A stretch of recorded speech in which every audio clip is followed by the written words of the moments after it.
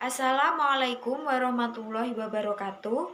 Nama saya Alvin Setianingrum dari D3 semester 3B. Di sini saya akan menjelaskan tentang persamaan dan perbedaan pengukuran kadar natrium benzoat dalam sampel makanan yang diambil dari 3 jurnal yang berbeda.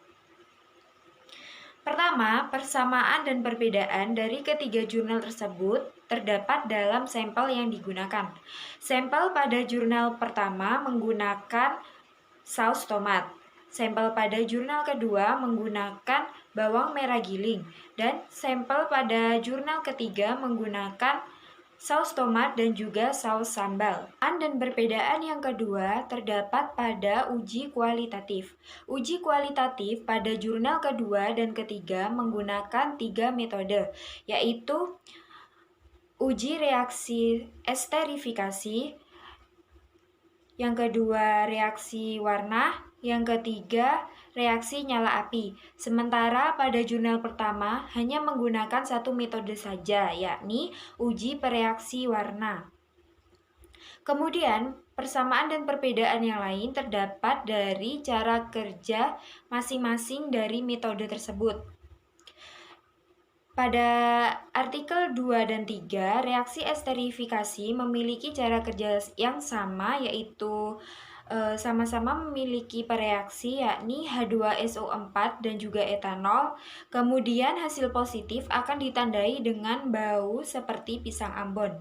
Kemudian pada reaksi warna, dari ketiga jurnal tersebut sama-sama menggunakan pereaksi FeCl3, tetapi pada perlakuan sampel untuk jurnal kedua dan ketiga sama, yakni sama-sama melalui pemusingan dengan kecepatan 3000 rpm selama 20 menit.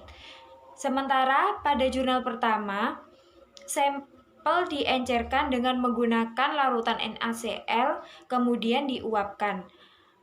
Kemudian hasil positif pada jurnal kedua dan ketiga yakni sama, adanya endapan berwarna jingga kekuningan. Sementara pada jurnal pertama hasil positif ditandai dengan endapan yang berwarna merah bata.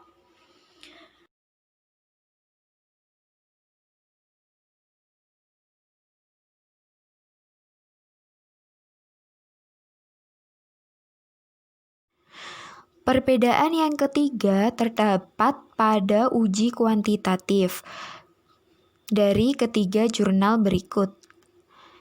Jurnal pertama, kedua, dan ketiga sama-sama menggunakan metode spektrofotometer UV vis ekstraksi cair-cair. Kemudian perbedaannya adalah pada konsentrasi asam benzoat.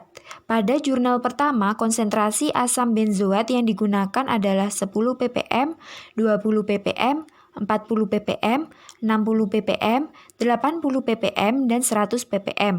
Sementara pada jurnal kedua, konsentrasi asam benzoat yang digunakan adalah 60 ppm. Kemudian pada jurnal ketiga, konsentrasi asam benzoat yang digunakan adalah 40 ppm, 60 ppm, 80 ppm, 100 ppm, dan 120 ppm. Kemudian perbedaan yang lain adalah pada jurnal pertama sampel diekstraksi dengan larutan dietil eter. Pada jurnal kedua sampel diekstraksi dengan larutan etanol, dan pada jurnal ketiga sampel diekstraksi dengan eter, kemudian diekstraksi kembali dengan menggunakan NH4OH 10%.